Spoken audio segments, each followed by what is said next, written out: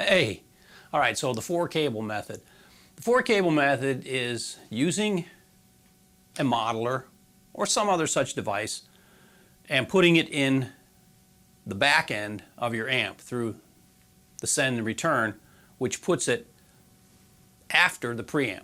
So you're using your preamp on your amp. In other words, you've got all these tubes in here and you've got this tone stack and all this, and you like the way it sounds. You want to keep that, but you want to use the effects from this not in the front end of the amp, like through the input where you put your guitar in, because a lot of times it doesn't sound great when you put certain effects on the front end. Now, that's just a generalization. I've seen videos where they way overblow this and they make it sound like it's just going to sound like complete ass if you put your effects on the front end of the amp. It doesn't always sound like that, and people have been doing it for like, a half a century, and it sounds pretty good a lot of the time. It depends on what you like. Certain things, yes, definitely. There's certain time-based stuff and so forth, which is the always go-to, here's what you want in your effects loop thing. They have a tendency to sound pretty good in the effects loop, and that's fine. So the idea behind this is taking all the effects that are in this and putting them not in front of the amp, after the preamp, so that they have a more tame sound. They don't sound as overdriven through the preamp. Now, why would you even do that with a modeler when you have models of amps and cab impulse responses? That's what you bought this for, so that you can mimic cool amps that you don't have, and cool cabinets that you don't have, microphones you don't have, Neumanns and all these cool mics. Why would you do that? Well, let's say you're using this thing for a fly rig, and you're using it for the effects in it, and you're plugging into a backline, an unknown backline. Perfect. Now you can pick a cab, an amp that sounds really good on that backline. Maybe they give you something clean, like a Fender, or who the heck knows what they're going to give you, whatever you wind up with.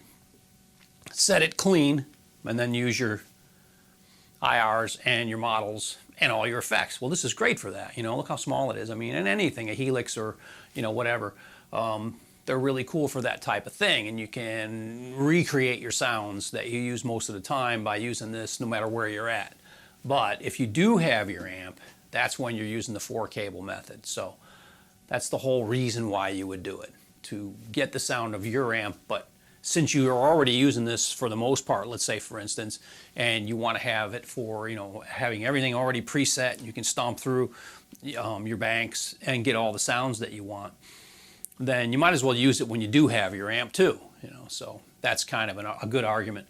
You may have another board for when you're in town or whatever, and you don't even use this possibly, but I am leaning towards just using this. It's got so many great effects on it.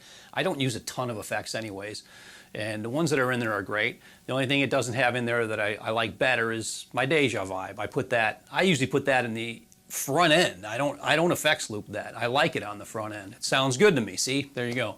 I use my wah and my Deja vibe on the front end of the modeler. It sounds better that way. I put it in the effects loop. It doesn't sound better, so I just put it on the front end, and then that leaves my effects loop open so that I can do something like a 4-cable. And we're going to show you how to wire that up now. So let's get to that. All right, here we go from the Trident end. Plug your guitar into the input of the Trident, okay? Now, on the send of the Trident, you want to go to the amp, the front end, like you're plugging it into your amp. And then the return from the Trident goes to the effects send on your amp, okay? So that's that end of the Trident. Now we'll go over to the other end, the output. Okay, now the output of the Trident goes to your amp's effects return. So there's your 4 cables. You're all hooked up. Now go in your software and make sure that your send and receive are turned on, and that you go up into your amps and cabs and turn them off because you don't want them on, because you want to hear your amp and cab. That's why you did all this, okay?